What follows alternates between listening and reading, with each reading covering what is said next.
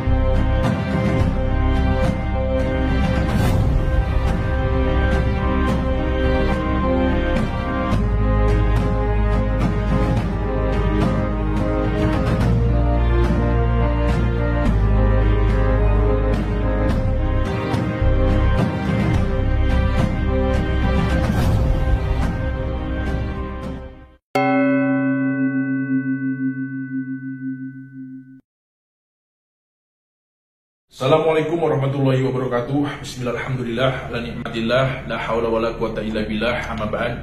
Sedulurku dimanapun kalian berada, semoga kalian semuanya sehat selalu, sehat pikirannya, sehat hatinya, dan selalu memiliki niat-niat yang baik untuk kedepannya. Berkah alhamdulillah sedulurku semuanya. Kembali ke pembahasan yang awal. Masalah apa? Masalah yang ingin saya bahas dengan singkat. Saya tekankan, anggap saja kita bertatap muka, ya, agar lebih tidak ada batasan. Ya, relax saja, tidak usah tegang. Saya hanya ingin menyampaikan bagi kalian yang mendalami ilmu spiritual, ilmu hikmah, ruang lingkup masalah yang memperdalami dengan perkara-perkara yang berkaitan dengan kebatinan, kalian wajib memahami dua poin yang ingin saya sampaikan. Ya, otomatis kalian kan memiliki guru. Ya, ketika dua poin ini kalian pahami, kalian akan pandai memilih guru. Apa poinnya, Kang?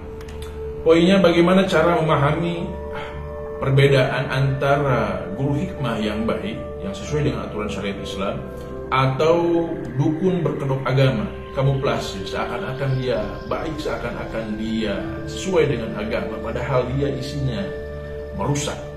Kadang-kadang mereka mencari pembenaran sendiri. Oh, ini pengisian ini dibolehkan kok, ini kan kita sebagai perantara saja. Aduh, hati-hati dalam urusan akidah. Hati-hati dalam urusan tauhid. Dosa yang tidak bisa diampuni ketika kalian menduakan bercabangnya keimanan. Ya, ini bahaya. Hal sepele mungkin bagi kalian, tapi ini ketika kalian dalami, ini sangat berbahaya. Ya, urusannya akhirat. Jadi begini, dua poin ini, bagaimana sih cara membedakannya? Dukun yang berkedok agama dan guru hikmah atau guru spiritual yang sesuai dengan aturan syariat Islam. Jadi bedanya apa? Bedanya mudah. Ketika orang yang memang, kita bahas satu poin dulu ya, orang yang istilahnya mengaitkan segala perkaranya dengan agama, menyandarkan segalanya kepada Allah, dia tidak akan takabur, ucapannya tidak akan kemana-mana. Ibarat kata, wah di sini tuh ada ini, kamu harus hati-hati. Terus di badan kamu itu ada sosok ini, rupanya seperti ini. Jadi dia bisa mendeskripsikan apa yang dia lihat. Sekelas ulama kasyafun yang dibuka hijabnya oleh Allah, dia tidak akan mungkin mengatakan hal-hal semacam itu. Ya, tidak akan sering. Jadi orang yang sering-sering mengatakan, mengait-ngaitkan segala perkara ini dengan khodam, nah ini dengan pengisian, dengan sambatan, walaupun kita mengambil gerakannya saja, tetap aja nantinya timbulnya nafsu, kerusakan nanti ujung-ujungnya. Apalagi sudah pengisian jimat, suatu benda yang diisikan dianggapnya jimat untuk pegangan, ngaco ini nantinya. Ya, mengamalkan ini nanti kita akan memanggil sosok ini, atau nanti kita akan penarikan pusaka di suatu tempat ini. Gampang kan? Jadi bedanya orang yang dukun berkedok agama itu orang yang sering membahas, mengait-ngaitkan sesuatunya dengan hal-hal yang gaib. Ya, jelas-jelas anak itu sakitnya sakit biasa ataupun memang ini dari perkara gangguan batin. Orang yang memang guru hikmah yang baik tidak akan mengatakan langsung, wah ini ada yang mengirim suatu santet atau suatu teluh. Guru hikmah yang memang megang ilmu hikmah yang baik pasti memiliki kebijaksanaan dalam bertindak. Adapun memang ini perkara dari hal gaib, tidak akan mengatakan hal semacam itu. Ya, yang ada fokus menyembuhkan. Maksud menyembuhkan ini berikhtiar untuk menyembuhkan karena hakikatnya Allah, dan membersihkan dan meluruskan apa-apa yang ada di keluarga tersebut. Tidak serta-merta langsung, wah ini dikirim harus ada ini, harus ada itu, kita apalagi kita putar balikan, kirim balik, kirim balik, paket kali lah. Ada juga yang berkamuflase lebih halus. Ini sebetulnya ada yang kasihan sama anak ibu, atau sama bapak, atau sama ibu, siapapun yang kena guna-guna atau santet atau teluhnya ya. Tapi saya tidak akan mengatakan siapa orang tersebut. Cukup kita sembuhkan saja, nanti pun akan kembali ke pengirim yang berbuat jahat, berbuat dolim sama ibu, atau sama bapak, atau sama anak ibu. Contohnya siapapun lah, terserah. Ketika si dukun ini pulang atau si kiai ini pulang, otomatis keluarga ini akan bertanya-tanya. Atau contoh anaknya yang kena, sudah didatangi istilahnya rumah sakit, berbagai tempat rumah sakit, tetap tidak ada kesembuhan dan tidak ada penyakit yang terdeteksi contohnya. Ini contoh kasusnya benar memang disantet. Dan orang ini ustadz yang tidak mau menyebutkan karena ini aib katanya. Udahlah kita fokus menyembuhkan saja. Contoh ini kalau orang yang memang ilmu hikmah dan paham tidak akan mengatakan hal semacam itu. Sebab ketika orang ustadznya pulang, nanti si keluarganya akan bertanya-tanya, siapa ya Pak? Ini Pak Ustadz bilangnya ada yang ngirim. Apa mungkin paman si anak kita? Apa mungkin tetangga kita? Apa mungkin saudara kita? Apa mungkin? Timbulnya fitnah, timbul penyakit pikiran, timbul penyakit hati, semakin meluap, besar, mencakup keluarga itu. Penyakit batin dan penyakit pikiran itu bisa meluas, dan semakin parah nanti.